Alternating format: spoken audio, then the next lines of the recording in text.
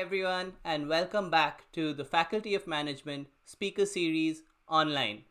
Today, it is such a privilege to introduce William Stanley, an entrepreneur with tremendous business achievements and innovations over the years. William Stanley is a pioneer in the Canadian cable industry with 36 years of cable television communications experience, including 5 years in Kansas before returning to New Brunswick in 1970 to co-found Fundy Cable, which grew to serve 98% of cable customers in New Brunswick. If you watched cable television in the 70s, it's because of Mr. Stanley's novel developments, which led to industry-wide business models and solutions. This helped extend cable and information technology services from urban centers to mixed urban and rural areas. Bill Stanley grew Fundy Cable to become Atlantic Canada's largest and Canada's sixth largest cable company. Mr. Stanley also co-founded Atlantic Hydrogen, which researched a novel non-thermal plasma technology called CarbonSaver.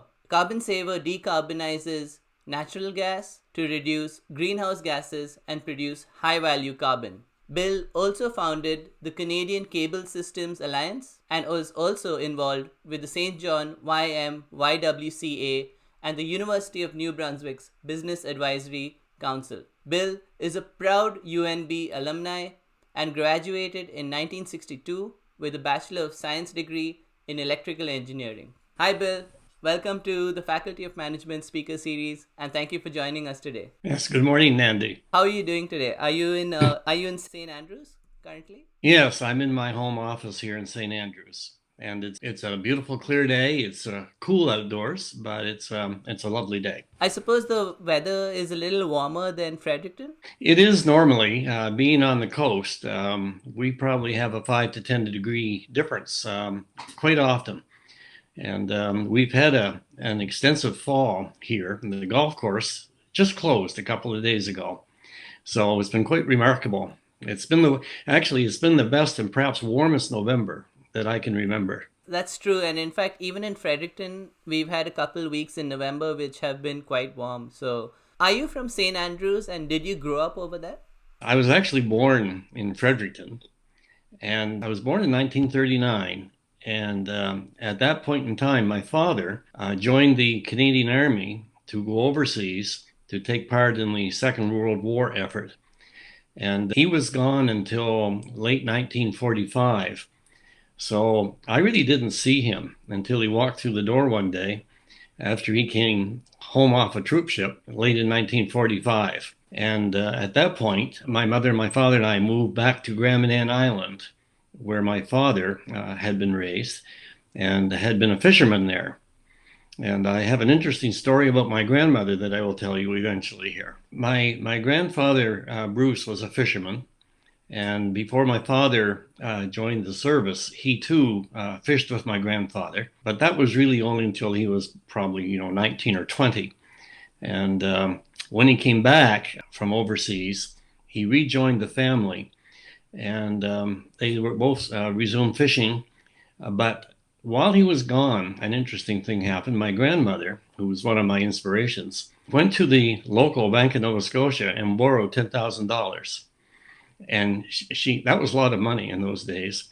And she bought a country store in North Head. And this store was to be a job for my father and his brother when they returned from overseas. And so they did both. They had a nice fishing boat, and it did well. And they had a country store, which did well. And that sustained that Stanley family for 30 or 40 years.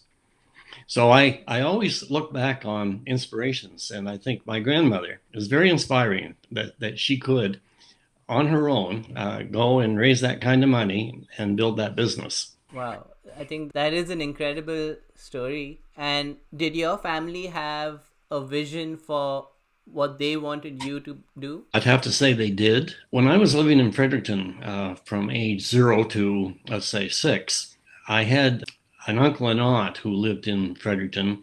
My uncle was a doctor, and my aunt was my mother's sister. Anyway, they were my family in Fredericton when my father was overseas. And later on in life, I went and lived with them when I went to UNB. So there was a very strong connection there, and they were really a big influential part of my life. My uncle was on the board of governors of UNB, so chatter around the dining room table would pick up on things about UNB. But from a very early age, I think I was programmed by my mother that I would go to UNB. And the thought there is that I was quite good at writing, and I liked literature.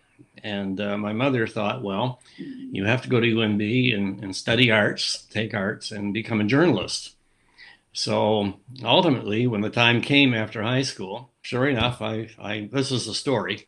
I went up to register, and I got into this long line at the Beaverbrook Rink of arts students who were registering. And I looked across the aisle, and I saw a short line. Rather than having 50 to 60 people in it, it had like 8 in it. And it was the electrical engineering line.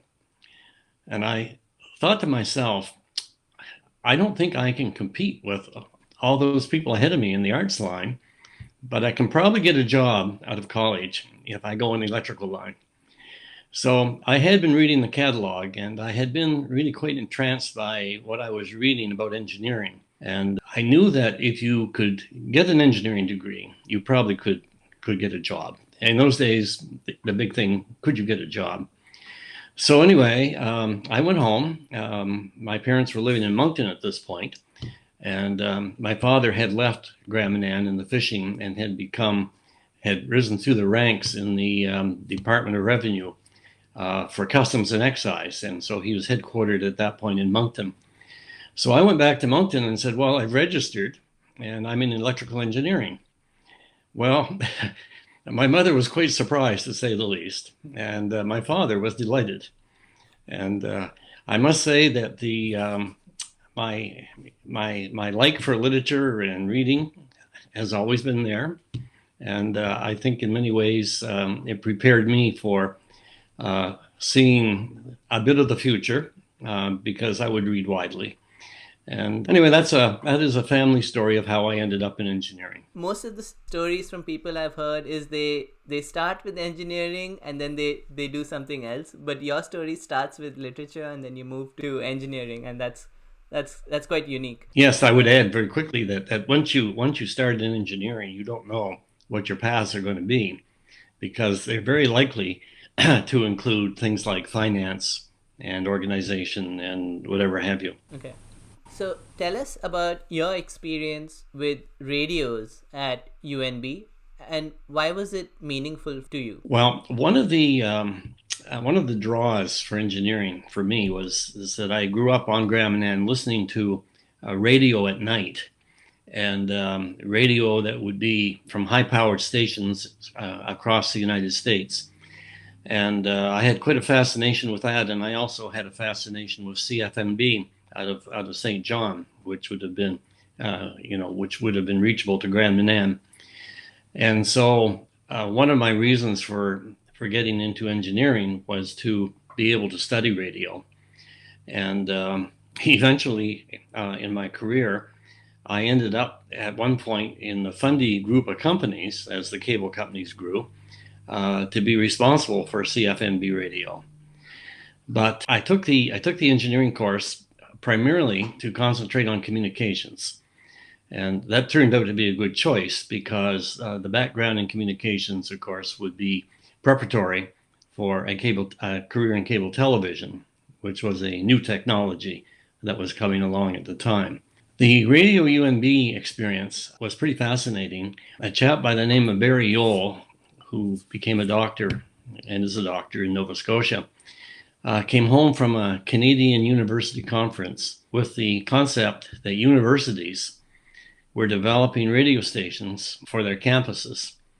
And so I and a couple of my friends from my class attended a meeting, and Barry explained in this meeting the potential for having a campus radio station. And then he said something like, but I'm not quite sure how we would do this. So I don't remember the exact words, but I think that I stood up and said, I have an idea that we can do this because our electrical engineering class has a lot of skill sets. This was, I think, in my third year. And we could probably build this station, and we could establish a closed circuit system for the campus. Now, thanks to my father, I'd had an excellent summer job over my university years working for the communications division of the Department of Transport. And I worked for technicians servicing airports, air guidance systems, lighthouses, communication systems, just a wide degree of experiences as an assistant. But a closed circuit system was quite easy to imagine. So Barry agreed that we should look at this. And so at my first opportunity, my friends and I asked our class if they would be interested in taking this on, and they said yes. And amazingly enough, we had about maybe 25 individual students in the class, maybe a little more. And the amount of skill sets in that class was astounding. There were people in that class who had actually built studios and knew the internal workings of amplifiers and speakers and all the paraphernalia that goes with a studio. I and some other classmates, we knew closed circuit systems. And so we designed both studios and the systems, and we ultimately installed the studio. I think it was in Memorial Hall. And we wired during vacation breaks and I remember a Christmas break. We went back to UNB and we wired two residences. And we wired, I think it was one of the halls in one of the buildings, a student center. So we would pipe in the studio information into there. Anyway, it was a very successful endeavor, and we called it Radio UNB. It was the platform that went on to become an over-the-air system when licenses were allowed later on. Of course, I was long gone from UNB at that point. Anyway, that's the story, and it was just a good combination of circumstance for me, because I'd had the summer job skills. And then going forward, eventually I returned into closed circuit systems in a sense by getting into cable television. It's interesting how your different experiences all came together and helped you towards building this project for UNB. Now, it was really, it was a wonderful coincidence of events. And when I graduated, my first job was at Northern Electric in Montreal.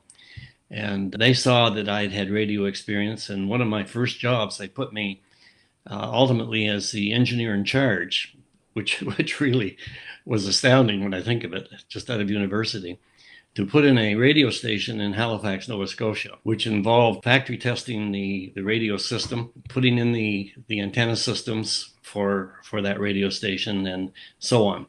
So the thing about being able to get an education at UNB and have all these experiences was that I would say the bottom line is that I was able to graduate with a lot of credibility, and that credibility transformed itself into significant responsibilities on the job right out of college. One of which I would mention, after the radio station, Northern sent me to Western Ontario to troubleshoot the alternative microwave system that served the DEW line for the North.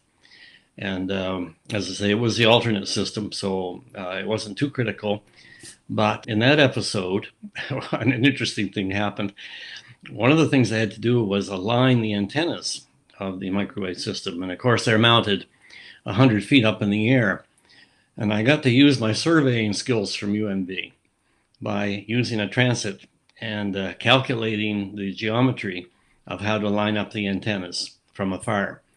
Just a small example of the broad depth of knowledge that we were able to take in, because the courses at UNB were purposely designed to give us a breadth of knowledge. It's a great combination of theoretical and practical knowledge that kind of solidifies your learning and being able to apply it. You incorporated Fundy Cable vision in 1965, and this was followed by a 5-year freeze by the federal government on development of cable television in New Brunswick, and you relaunched Fundy Cable in 1970 after working for about 6 years with a cable company in Kansas City. You finally won the CRTC license in 1974 to serve St. John, New Brunswick area over 3 other applications. Why the wait by the CRTC? Could you have launched a decade earlier if you had acquired the CRTC license in the mid-60s? We certainly could have launched it in 1965. The reason I went to Kansas primarily was that the CRTC, at the urging of New Brunswick Industries and Maritime Industries, had frozen the development of cable TV in New Brunswick. And I think that the purpose was to protect both the developing television stations and also, I believe, the customer base of the telephone company. I have no doubt, but politics played a role in this. And the reason I say that, and I say it reluctantly, is that in Nova Scotia, there was no such restriction on developing cable. And the governments of the time were aligned with the developers in Nova Scotia, which was not my case, and I wasn't political anyway at that young age. So there was a 5-year freeze, and when that freeze was lifted at the end of 1969, I was able to come back. I was able to leave Kansas and come back and employ the knowledge that I had gained in my work in the United States, which, by the way, involved designing and building cable systems. And when I first went there, I actually had to sit at a drafting table and design the first system. I didn't do that again because after a while it became dealing with the suppliers of cable equipment and cables and so on. So it was a short, brief hold up for us. It probably worked out well, though, in the sense that I was able to get a much deeper skill set in both the technology, which was rapidly evolving. To give you some example of that, before I left Edmundston in 1965, we rebuilt that system because the cables in those days were pretty, what should I say? They weren't reliable. And when they were connected, water would get into them and the water would run downhill in the cables, and you'd have to cut holes at the bottom of the cables to let the water out. It was very fundamental. But the technology moved at constant speed throughout the entire 30 years I was involved. And one of the things about the industry was that we were constantly replacing the hardware and the cables. So the requirement for constantly refinancing was always there. So from Edmundston, we had 6 channels.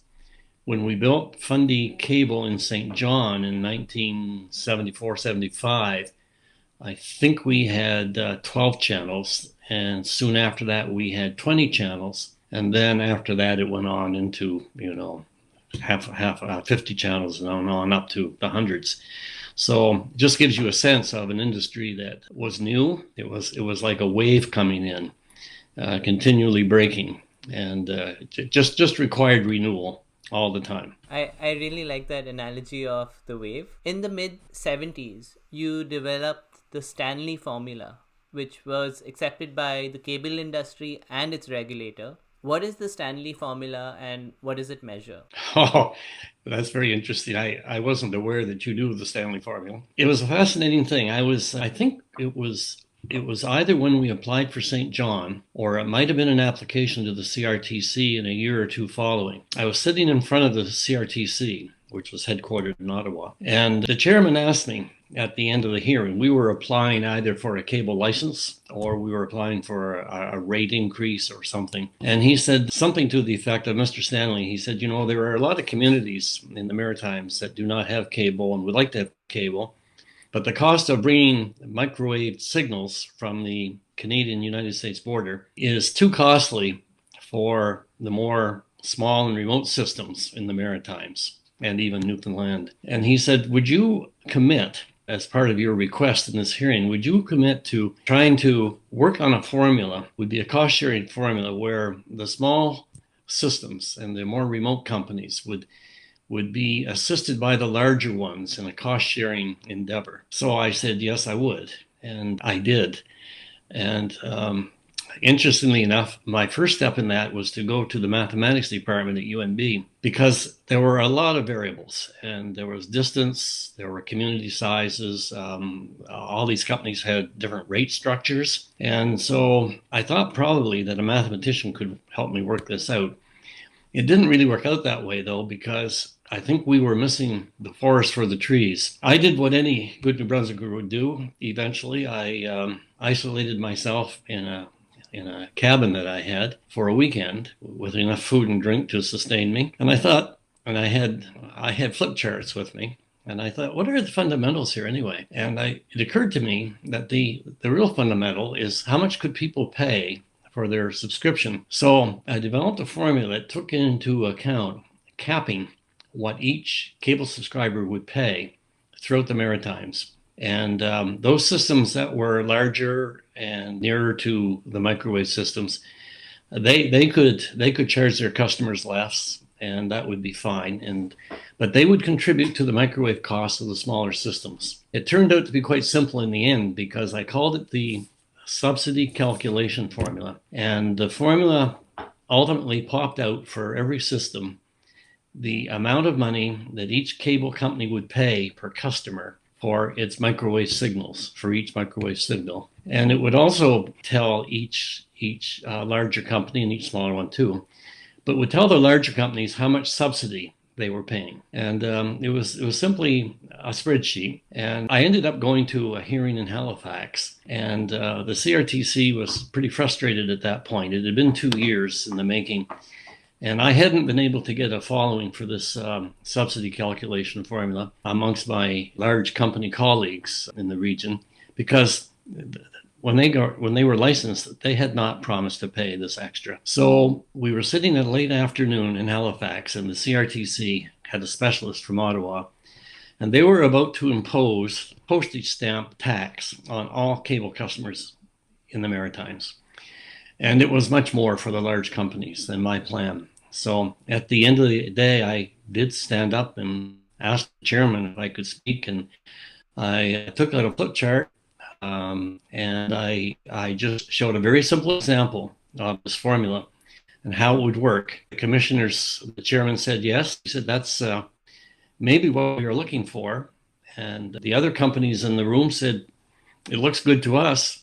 So I was to come back the next morning with a 3-system example showing the subsidy that each company would pay or receive. And I did. And it was accepted, and it went on to be put into place. So it was a very fascinating story and a very fascinating thing to do. And me not being a mathematician, it's funny how things can be simple. I really just went back to protecting the customers, that they would pay a maximum, no matter where they were, of a certain amount of money per customer per channel. And you were actually named to the industry's honors list, which is the highest award given to anyone. So a big congratulations on that. Is that it? Yes, I have I have on my wall back here a plaque to that effect. Shaw Communications acquired Fundy Cable in 1999 for $460 million. How did Fundy create all that value? Well, it's sort of a lengthy saga of building cable systems. The way that when we received the license for Fundy, I was partnered with Mr. James McMurray, who became my mentor and taught me about everything that I came to know about finance, because I didn't know very much in the beginning. Mr. McMurray he had a brokerage business in St. John, but he was also an entrepreneurial development of many things, real estate. I think there was Sussex Beverages and on and on. So I had contacted him in 1965 before I'd gone to Kansas about the prospects of building a cable company in New Brunswick, and particularly St. John. So Jim and I formed a development company. And before we received the license for St. John, we prepared ourselves. And Jim was very skilled at developing financial formats. The shareholding complexities of companies using common shares, various forms of preferred shares, and so on. And so using our holding company as the core, we were able to allow others to participate. We certainly were in a fundraising mode, but it looked like a a developing wave, a successful wave of a new technology. And there were a lot of business people in New Brunswick who wanted to be part of this. So we didn't really have to find them. They found us. And in St. John, Mr. McMurray put together a group of shareholders to participate with us. So the financial model in the beginning was local shareholders plus local bank. And we dealt with one of Canada's largest banks in St. John. The progress from there over the years was from local bank. This was for the debt financing side. The equity side came from local shareholders and ourselves. So we were promoted, you might say, to deal with the regional bank in Halifax. And when we became of a certain size after perhaps about 10 years, we were asked to deal with the headquarters of the bank in Toronto. So it was like getting a continuing education in finance for me, because I would have to follow the trail to Halifax and then to Bay Street. And so gradually I met people, and people often asked, where did you get the professional assistance? Well, the easy answer to that is that we were always approached. When you have a successful developing business, you're noticed. And there's a whole industry of consultants, both technology and financial, who will like to work with you. And this was certainly our case. So our initial model of local shareholders plus the bank eventually evolved into other things. We developed local shareholder groups in Edmundston, in the Miramichi, in the Bathurst area. And then we developed models for extending our cable systems from the urban centers out into the countryside. And we developed a financial technology model that would use equipment that we were taking out of large centers, and we would put it into small centers. And that helped to make it affordable for us to serve really small communities scattered all over New Brunswick. So rather than having New Brunswick just having maybe 6 large systems, we ended up with maybe 25 or 30 systems. And that included bringing cable to St. Andrews and to Grand Manan Island and to northern communities and so on. And then we started to acquire cable systems. And the cable systems that we did not own in New Brunswick, eventually owners would get older and would want to reap the fruits of their labor, and we again would be approached, or we would approach them. And so we would have to finance acquisitions. And that was quite a different matter, because we would have to pay a premium, of course, for these ongoing businesses. So ultimately, we had a consultant help us out of Toronto, and he introduced us to firms on Bay Street who could take you public. And so we decided to do an initial public offering, an IPO. And this is one of the things that I wouldn't do again, because it was a very long, tedious process. It took me living in Toronto almost a whole winter underground, dealing with lawyers and dealing with the investment houses that were going to take us public. We did go public successfully, and our shares came out on the market at $12, and then they gradually drifted down. And so we weren't able to sell more shares to raise more money. And we were still building systems, and we were acquiring systems. So after, I guess it was a few years of that, we decided to take the company public again. And that path led us to New York and to Boston. First of all, we had an experience with a high yield debt fund in New York. And it was owned and conducted by a company called Bear Stearns that eventually, I think, didn't make it. But it was quite an experience to visit with them and to look out the window and see the trade towers next door. And thinking to ourselves, I'm sure myself and my executives with me, thinking, what on earth are we doing here? But we did do a roadshow, New York, New Jersey, Denver, and we did raise substantial funds, which would take out the public holdings that were in play at the moment, and which would position us to go forward into the future. That lasted a while. We wanted to get out of the high yield debt market, though, because the interest rate was 13%. And so we needed to get out of that. And so that led us to the next stage, probably late 1980s, early 1990s. and we began to deal with investment banks, both in New York and in Boston. The Boston investment banks turned out to be, I guess I could say, a pure success. They were so experienced. And when I say an investment bank, this is not a bank you can go and make a deposit in. These are bankers who are extremely talented, and their executive ranks are populated from experts from all over the world. And they were able to make an investment in our companies, and they were able to help us with introducing us to not only finance but new technologies as well as they were developing. And we were with them until the end, when we sold Fundy Cable in 1999.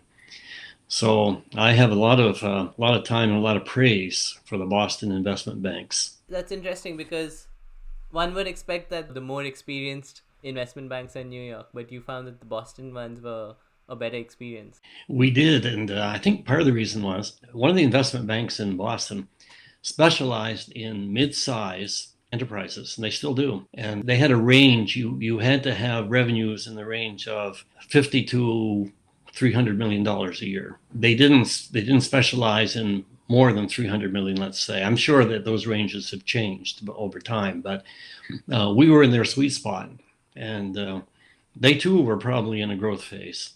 So it worked for them and it worked for us. It was very interesting to meet them in Boston.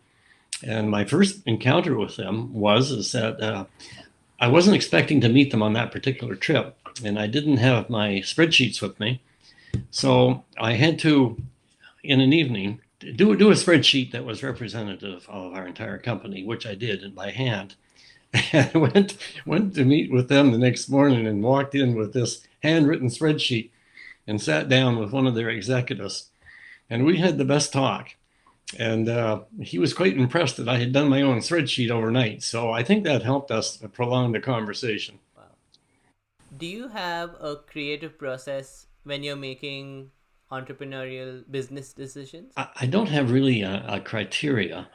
What really happened with the Fundy, I'll call it the group, because we were approached by different businesses from time to time, most of which we did not participate in, but on occasion we would. And it's not that we were really looking to diversify our businesses, but I'll give you one example of something that I wouldn't do again, and I'll tell you why.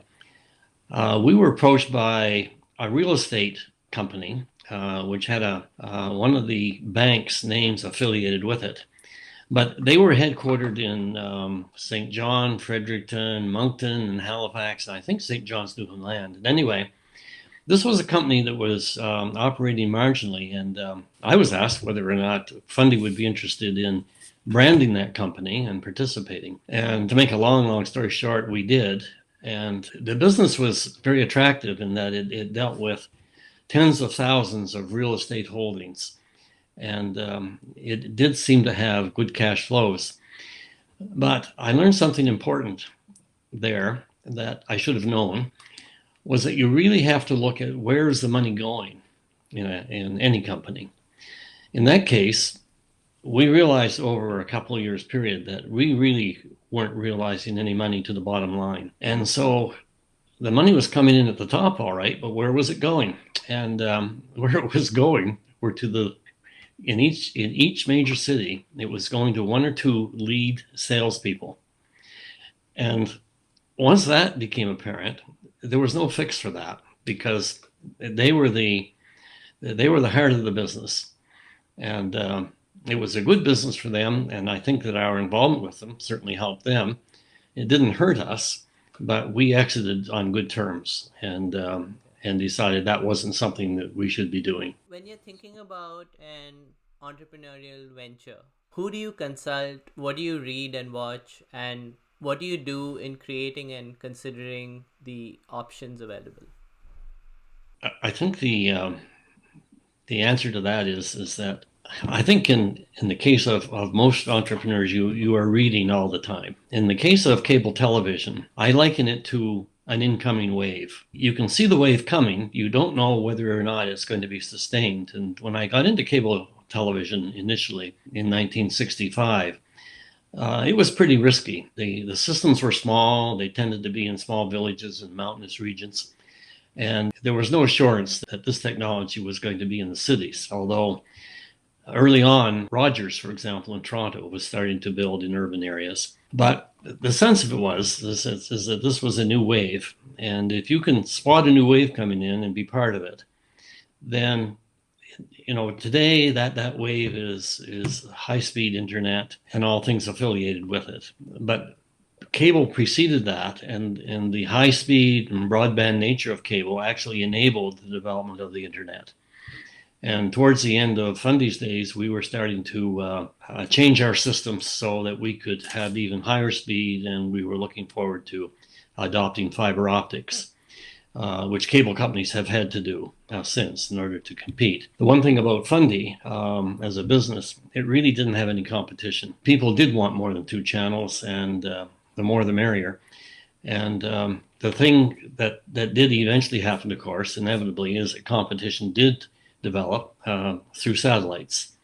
And by the time Fundy matured, Bell Canada was putting in a satellite competitive system, and it was starting to take customers away from us. And there was also Shaw, who bought Fundy, was putting in a satellite system to compete with itself and all the other cable companies. So it's just a matter of timing. When the cable industry did hit competition, what it meant was that many of the companies hired specialists to come in and analyze their operations and to find where they could cut costs. And cutting costs really meant cutting people. The people I worked with throughout our cable systems were really all people I knew. I knew them all by name. I couldn't see doing that. And I thought the business is going to get more expensive. We're going to have to re-equip these cable systems for the probably 6th time, and so it's time to go. And so that was at the end of the term of Fundy as Fundy Cable. Thank you for sharing that. I should add something else. In the last 5 years of Fundy, let's say 1995 to the year 2000, I was beginning to look for the next wave, and I thought climate change was starting to be analyzed by science. And I was reading a lot of climate change material, including in the early 2000s, there were 2 remarkable books. One called The Weathermakers, which was written by Tim Flannery from Australia. And The Weathermakers, of course, that's us. And another book came out in, I think it was 2002, called The Hydrogen Economy by Jeremy Rifkin, an absolutely remarkable book. And he forecast the evolution of hydrogen to be the basic fuel for the Earth because it's non-polluting. It doesn't have carbon in it. And he did forecast the evolution of a carbon-free industry dependent on hydrogen. This is still in the works. It's going on today. It sort of went to sleep for a few years. But of course, as you know, we did go on in the early 2000s to develop Atlantic hydrogen to work on decarbonizing fossil fuels, which is another long story and could be a book in itself. Do you have a vision for what New Brunswick should do to address climate change? I do. Recently, following the ups and downs of the study of climate change, the actions of government, including carbon taxes and the like, it is still a problem. In spite of everything that government seems to be doing, and I mean, there's huge amounts of money being spent on study, forums, the United Nations, IPCC, and on and on. But carbon dioxide in the atmosphere is still climbing and even increasing. And so we obviously haven't fixed on a solution. I think that part of the problem is that governments are going to have to mandate solutions.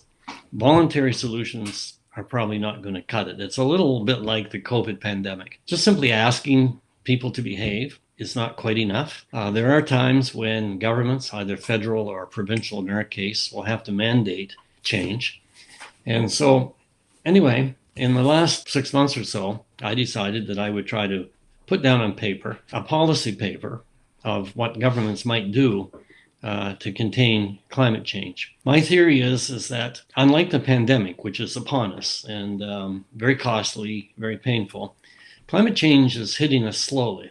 I mean, you can see damage around the world in weather patterns and how it's affecting deserts and fire zones and so on, but it's not quite upon us all. So we have time. We probably have, you could argue, 10 or 20 years to control carbon dioxide in the atmosphere. And so one way to do that, this is very controversial, I don't get good press on this, is that I think that we should make a massive shift away from the fossil fuels of oil and fuels like that. Of all the fossil fuels, the one that is least damaging from a point of view of carbon dioxide is natural gas. And this is not a popular theory that I'm going to say, but I think that our government should mandate as much as possible a shift away from fossil fuels of coal and oil. This has been done somewhat. Oil is still predominant. The carbon dioxide emissions from oil still make up the largest single component at around 32% in our atmosphere, followed by coal at 28%, and natural gas carbon dioxide emissions is more like 28%. So if we were to mandate shifts from coal and oil to as much natural gas as possible, we would cut emissions, worldwide emissions, dramatically. If this could be, let's say, a United Nations mandate, which perhaps it can't, but the theory, I believe, is correct. It's a very emotional thing to consider because fracking really raises the hackles of environmentalists because fracking in itself has some bad side effects. However, I can tell you that in Canada, for example, and also in the United States, limiting the amount of escape emissions from fracking is being studied and is being controlled and is being regulated. And these are very sophisticated industries. So to buy time, I think that we should be mandated to use as much natural gas as possible. The second part of that is that we could use as much hydropower as possible. And a third thing we can do is that we can reform natural gas to take out the carbon. And that's what Atlantic Hydrogen was doing. And Atlantic Hydrogen's success at doing that was at a medium scale, was really quite successful. We were able to take out probably, let's say, 75% of the carbon, actual carbon black. And initially, we could have sold that carbon black because it was high quality to rubber and tire industries and so on. And however, eventually you just have to bury it because there'd be so much of it. But we could buy, my theory is we could buy 10, 20, maybe even 30 years by slowing down, even stopping carbon dioxide emissions in the atmosphere. The other thing that I will mention is that building on the CarbonSaver technology of Atlantic Hydrogen, we could combine that with the anaerobic digester industry, which takes the remains of forest and farm waste, and it's a bacterial process, I believe, and the output is methane, which is CH4, which is natural gas. And so you could take that, you could process that digester output of methane, and you could remove the carbon using the CarbonSaver technology. And this could be at small and medium scale. But when you added it all up in New Brunswick, across Canada, around the world, you could make a very significant difference in CO2 emissions.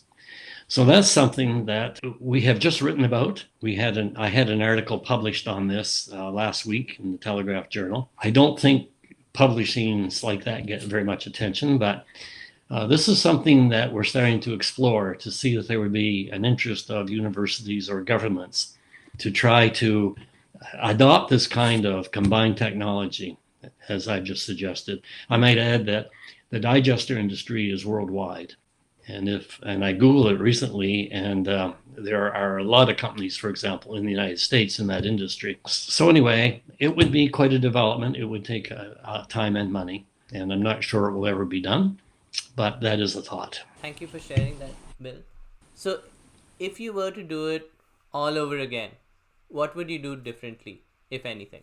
Well, over 30 years in Fundy Cable, for example, there's lots of mistakes, but fortunately, none of them were very large. I think, as I said, I wouldn't try to take a company of modest size public. I definitely would not do that. But you see, I didn't know really about Wall Street to the extent that I came to know later, or about the investment bankers.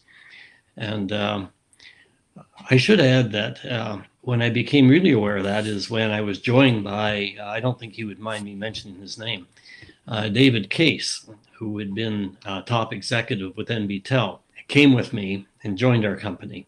And as he told me, he said, I can take you to Wall Street. And you've been to Bay Street, but I can take you to Wall Street. And really, that was the beginning of our being able to really blanket the province. Oh, and do something else. I do this again.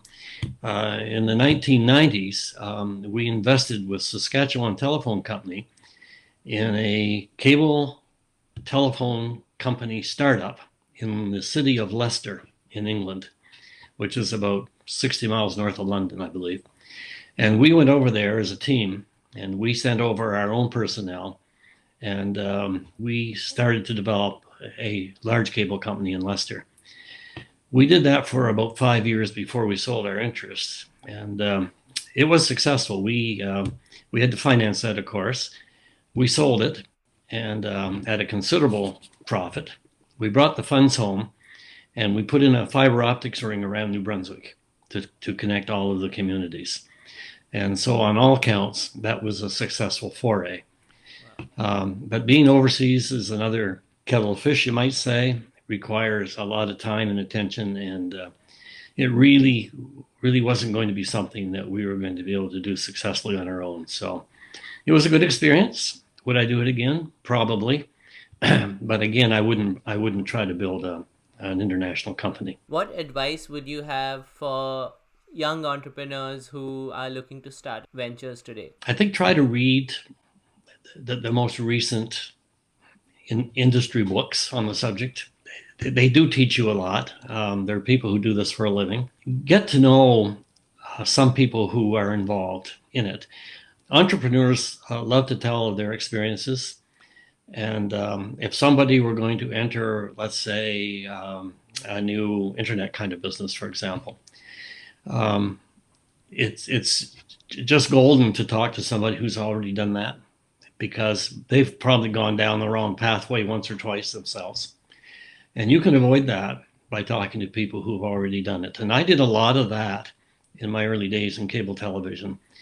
Actually, before I even had a cable television license, I joined the Canadian Cable Television Association, and they allowed me to do that, fortunately. And so I was able to sit shoulder to shoulder with people who were already owning systems. So just get an exposure to the industry as much as you can. And the other golden thing to do, if you can do it, is to find a mentor. My mentor was James McMurray. He was spectacular. He didn't want to run the cable business. He wanted me to do that, but he taught me all I knew about finance in the first 10 years. And then I was able to go on and do, and do travels with other people. So those are 3 or 4 things that I think you would do. If there is a book, like the Hydrogen Economy book on the climate change subject, was golden and still is. So if you can find a masterful piece of writing in an area in which you're interested, it can last you a lifetime. So those are a few things that people can do. And rubbing shoulders with those who are doing it is also very important. Well, lots of golden nuggets there, and thank you for sharing that again. On that note, Bill, it's been a privilege and an honor to be able to interview you and be able to speak to you. So thank you so much. Well, thank you very much. It's been a privilege to do this. Bye.